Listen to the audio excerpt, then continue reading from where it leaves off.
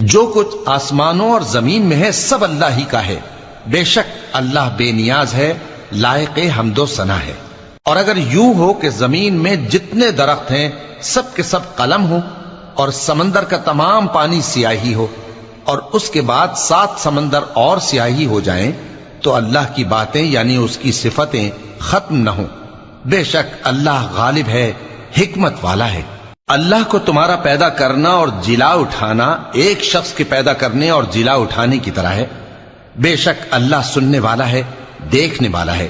کیا تم نے نہیں دیکھا کہ اللہ ہی رات کو دن میں داخل کرتا ہے اور دن کو رات میں داخل کرتا ہے، اور اسی نے سورج اور چاند کو کام میں لگا رکھا ہے، ہر ایک وقت مقرر تک چل رہا ہے، اور یہ کہ اللہ تمہارے سب اعمال سے خبردار ہے۔ یہ اس لیے کہ اللہ کی ذات ہی برحق ہے، اور جس کو یہ لوگ اللہ کے سوا پکارتے ہیں وہ